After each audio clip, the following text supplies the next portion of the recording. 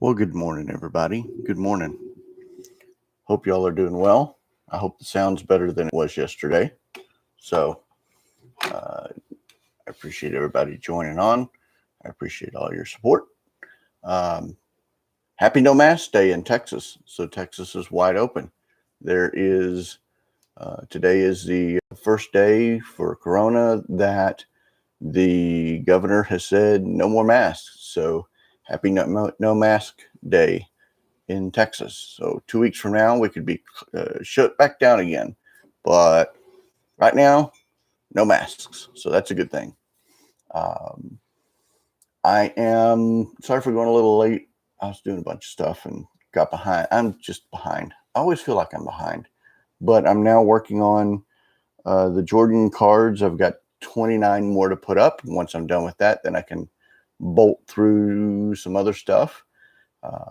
I've got a training set up with one of my buddies to teach me about NFTs so I can learn more about NFTs. Also, I'm putting together here in the next, probably next week, I'm going to put together an episode on grading. And then I'm working on the meeting with Flops was amazing. Good morning, Dan. They are going to support us with within Let Her Rip. So Tops is on board. We have all the manufacturers: Tops, Panini. What up, Bo? Tops, Panini, Upper Deck, Leaf, Onyx. Those five have become sponsors or supporters, or however you want to put it. So now Let Her Rip is full blown. I'm working on the social as we speak. We're working on graphics. Hopefully next week we'll do some trial runs. And then after that, we should go live. I'm hoping to go live by the end of March. But right now we're still in the designing of the look of the show. So we're moving along very, very quickly. We're moving along very, very quickly. And I'm extremely excited that Tops has now agreed to help support or sponsor, or whatever you want to call it. So very, very happy, very, very excited. I spent a lot of time yesterday morning working on the social media for the show, and that kind of put me a little bit behind in the afternoon for putting on the Jordan cards. But I should have. Good morning, Zach. I should have. These are the rest. It's 29 cards, Jordans, to be put up today, and I should have that done. I won't have it done this morning, but I'll definitely have it done this afternoon. I've got. Where is it? I'm jumping in my notes. I've got the Dallas Card Show to prep for this weekend. That's 600 plus tables. So I've got to get ready to prep with that. And then I'm having lunch with a friend today that I haven't seen since before I got COVID and Snowvid and all that other stuff. So it's been probably about a month and a half since we hung out. So that'll be nice to do at lunch. Dallas Card Show has 600 plus tables. So yeah, that's a ton to go through, but I got the full deal or the VIP pass. So I can go all 3 days. I'll pick up my ticket Thursday afternoon. I will spend Friday there. I will spend Saturday there. I'm trying to see how I'm going to do. Maybe go live with Hobby Hotline call-in type thing. Same thing we did last time, but not as noisy. So probably might find a quick day or a quick area. I might go live. I was thinking about going live while I was walking around and looking at tables. So I may do a live report or a Saturday morning show because I plan on being at the location as soon as it opens up. That way I can get in because I think it opens up around 8:30. So I can get there at 8:30 and then do the Hobby Hotline show, maybe go live on a Saturday show. I'm looking at my calendars. When I look over here, that's my calendar. So a couple of interesting stories to tell you about. I was going to I was going to the post office on um, yesterday, and as I was driving home, I was listening to ESPN, and ESPN was talking to one of the players who is part ownership in Overtime Elite, which is a high school in New York that is basically a high school trade school for basketball players, for elite basketball players.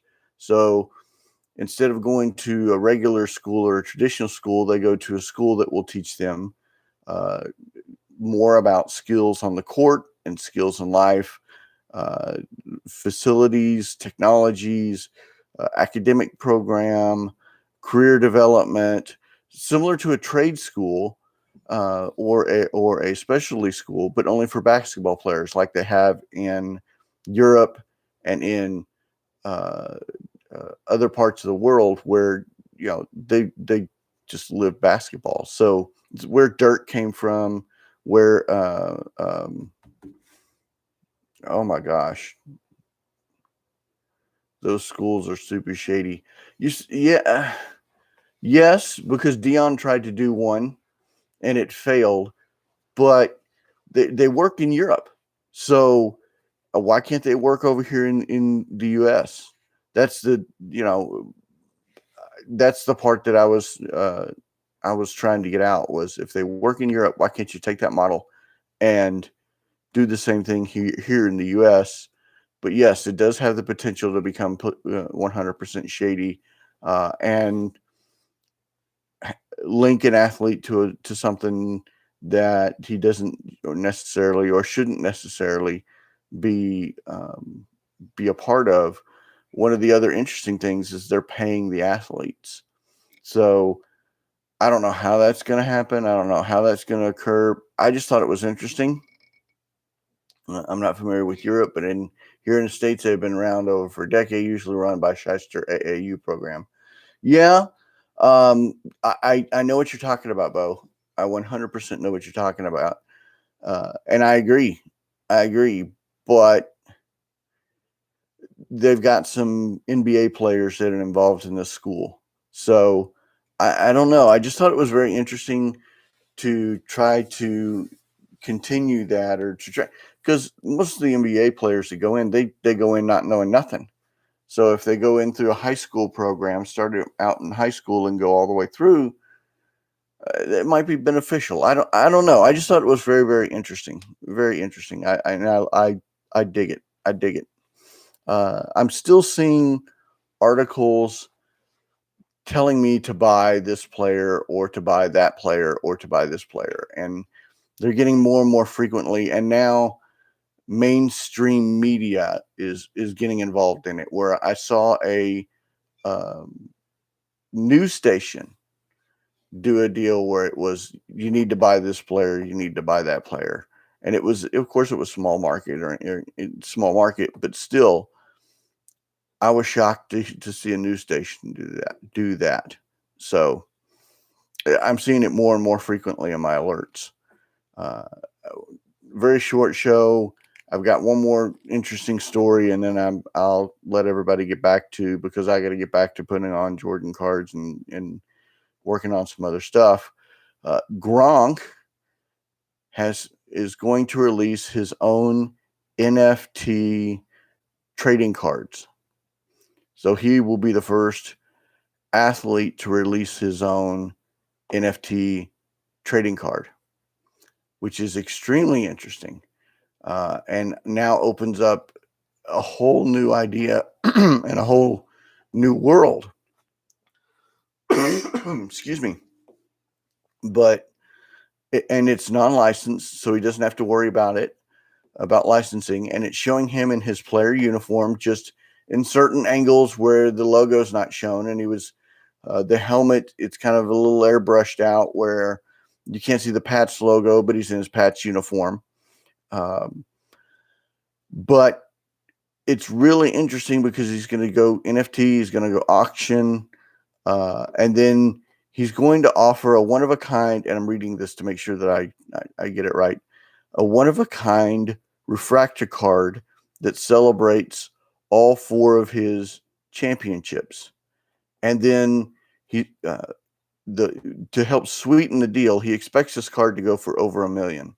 But to sweeten the deal, the winning bidder will get to meet Gronk in person and attend a game as his guest. So that opens a whole new can of worms for being able to do that. Because if you get an experience with Gronk, okay, so what is to prevent LeBron from doing the same thing, or any other athlete doing the same thing? This could take the whole thing into another direction, which is another reason why I want to learn about NFTs. So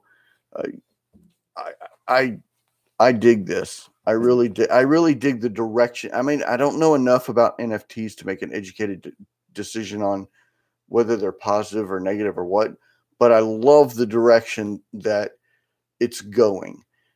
Anytime you can get an experience or an added benefit or something like that, a man who isn't peddling an NFT. Look, you guys busted my chops whenever I said cook groups had a value in the hobby. So don't be ragging on me about this. But I like that, and I'm an experienced guy.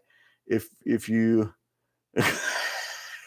full disclosure, huh, George? Full disclosure. I just think it's cool because the NFTs are could do a one of one. Or if you take an NFT, it's an original. Yes, you can still find it on the web, but it pulls it out and gives you like a digital signature. And then if it's the player that's saying, hey, this is me, and oh, by the way, you get to come hang out with me, that's kind of cool. That's kind of cool. I like that. Now, is it going to, I think about it, you could do anything with it going down this direction. So I like the direction that Gronk's going down. He's kind of on a bleeding edge. Now, it becomes player centric. So I don't, I'm not a big Gronk fan, so I won't buy into it, but I think it's kind of cool. If you throw Nolan Ryan out there, Nolan would probably never do it, but if you threw Nolan out there, I might have to throw my hat into the ring. If you do Pete Alonso, I'm selling the house. I mean, I'm selling the house. So it just depends. But I like the direction that it's going in. I really like the direction that it's going in.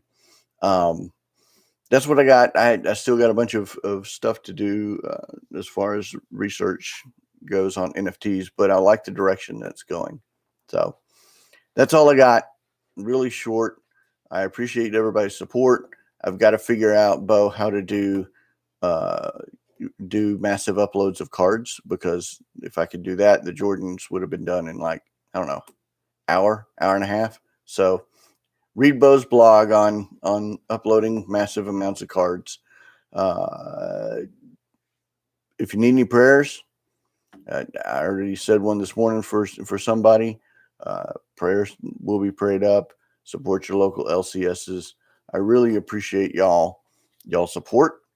I appreciate all the likes, the tweets. Have some patience with me. I'm trying to get into a routine. Remember, I'm doing this as a job, not as a hobby. So there's a lot of activity, a lot of activities. Say that very quickly. That I'm doing around not only just collecting, but other things as well. So give me a little bit of grace, and I appreciate it. Thank you very much for your support, and y'all have a fantastic day. Thanks.